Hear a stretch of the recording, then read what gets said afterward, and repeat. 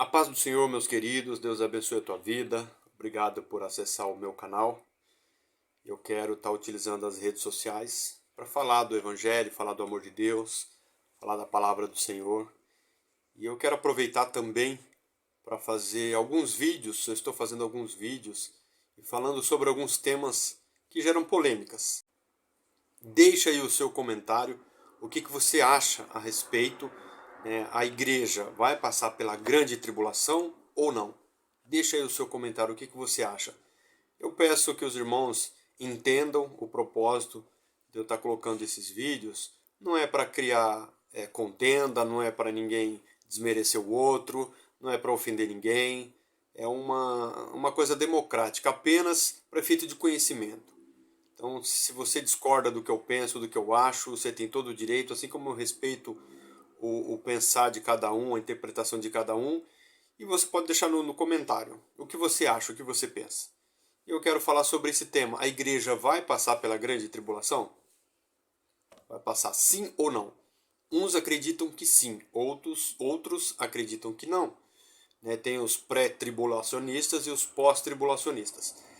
Então eu vou defender a minha tese, eu vou dizer o que eu penso, o que eu acho, baseado, lógico, nas escrituras sagradas, na Bíblia Sagrada. E eu vou deixar aqui o meu comentário.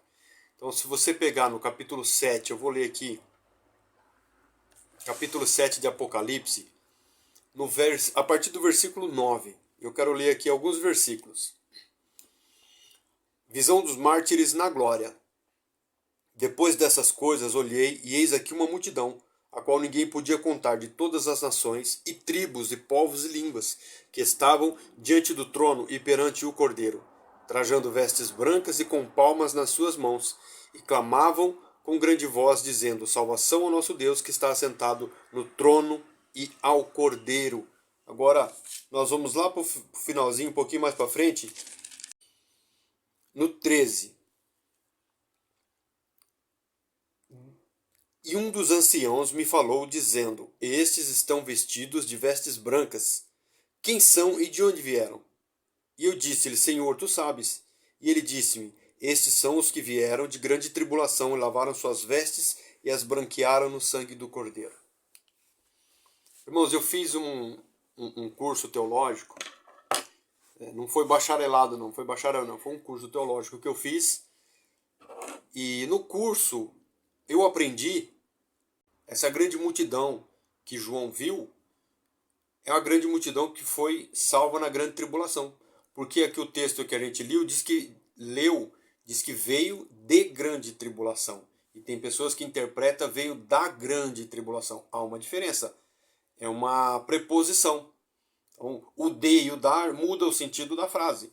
Então, vieram de grande tribulação, é o que o texto diz. Então, de grande tribulação, isso refere-se a todo o período da igreja na terra. Então a igreja ela é feita de tribulação. O próprio Jesus falou: no mundo tereis aflições, mas tem de bom ânimo, eu venci. Então a vida de um cristão ela é feita de batalhas, de lutas, de adversidades. A Bíblia diz, Jesus, bem claro, ele fala: desde os tempos de João Batista se trava uma batalha nos céus, tá? No reino dos céus. E pela força, pelo poder se apoderam dele. Então as coisas é com luta, é com batalha, a gente sabe disso. E aqui é a visão dos mártires, são aqueles que foram perseguidos, foram massacrados, foram torturados, foram injustiçados por causa do Evangelho, por causa da palavra de Deus. Então tem gente que defende que essa grande multidão aqui veio da grande tribulação. Então eles entendem que na grande tribulação houve uma salvação em massa. Tá? Eu, particularmente, penso diferente. Para mim, a minha ideia, o meu modo de pensar, é que a igreja vai ser arrebatada antes da grande tribulação. Porque a grande tribulação, para mim, é o juízo, é a ira de Deus sobre os habitantes da terra que rejeitaram o Cristo, rejeitaram o sacrifício de Jesus na cruz do Calvário. E nesse período do governo do anticristo, dessa grande tribulação, a terra, os habitantes da terra vão sofrer muito, será de grande aflição a vida na terra. Então eu penso que Jesus iria dar a vida dele na cruz do Calvário pela igreja para depois entregar na mão do anticristo. Eu penso que esse período de grande tribulação é para os que ficarem na terra, rejeitaram o Cristo, ou até aqueles mesmos que aceitaram Jesus e por um tempo deram uma assim, vamos dizer assim, uma descansada e veio o arrebatamento e essa pessoa não foi. E aí vai ter que enfrentar a fúria do anticristo. Mas, irmãos, para defender a minha tese, o que eu penso, o que eu acho, que na grande tribulação não haverá salvação em massa. Esse é o meu conceito, é o que eu penso, é o que eu acho. Mas para eu afirmar o que eu estou dizendo, eu quero ler um texto bíblico aqui que está em Apocalipse 20, verso 4. E olha o que a Bíblia diz, Apocalipse 20, verso 4. E vi tronos, e assentaram-se sobre eles aqueles a quem foi dado o poder de julgar. E vi as almas daqueles que foram degolados pelo testemunho de Jesus e pela palavra de Deus, e que não adoraram a besta nem a sua imagem, e não receberam o sinal na testa nem na mão, e viveram e reinaram com Cristo durante 1000 anos. Então, amados, esse Apocalipse 24, para mim, define se haverá salvação na grande tribulação. Vai haver salvação, mas aqui é apenas um versículo que está falando dessas pessoas. Então João fala, eu vi tronos e assentaram sobre eles aqueles que foi dado o poder de julgar, e vi as almas daqueles, olha só que interessante, que foram degolados pelo testemunho de Jesus e pela palavra de Deus, e que não adoraram a besta nem a sua imagem, e não receberam o sinal na sua testa.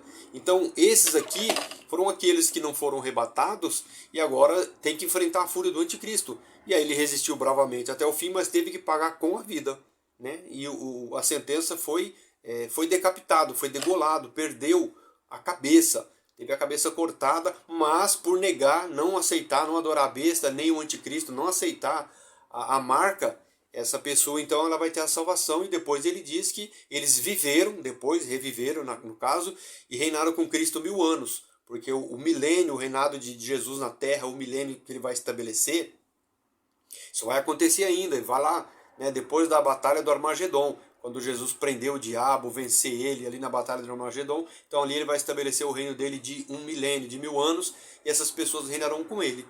Então a minha teoria é essa, minha tese é essa, é que na grande tribulação não haverá salvação em massa. Haverá salvação para aqueles que conseguirem suportar a perseguição do anticristo e não negarem a Jesus e forem até o fim. Esses então vão pagar com a própria vida e terão a salvação. Mas a igreja nesse período já foi arrebatada. Então a igreja já foi, os salvos em Cristo já foram, porque lá no capítulo 7 que nós lemos, quando o anjo fala com João, você sabe quem são? E João fala, não, eu não sei. Então esses são os que vieram de grande tribulação e branquearam suas vestes no sangue do Cordeiro. Quem é que faz isso, esse ato de branquear as suas vestes? É aquele que aceita Jesus. Então aquele que aceita Jesus, ele vai aceitar Jesus e depois vai enfrentar o anticristo, vai passar pela fúria do anticristo. Se a Bíblia diz que na grande tribulação vai ter um período que os homens desejarão a morte, e a morte fugirá dele. Então eu penso que a grande tribulação é a ira de Deus para aqueles que rejeitaram o sacrifício de Jesus, né, para as pessoas que estiverem vivendo nesse período na terra. Mas a igreja já estará nas bodas do Cordeiro, que será uma festa de 7 anos, que será justamente o período de governo do anticristo na terra. Então essa é a minha opinião, isso é o que eu penso a respeito da grande tribulação, se haverá salvação ou não, foi o que eu descrevi aqui para você. Eu gostaria de ouvir o seu comentário, de ver o seu comentário, aliás. Deixa aí a sua mensagem, o que você achou, o que você acha, o que você pensa a respeito disso, se haverá salvação ou não. Dá aí o seu parecer, o que você acha.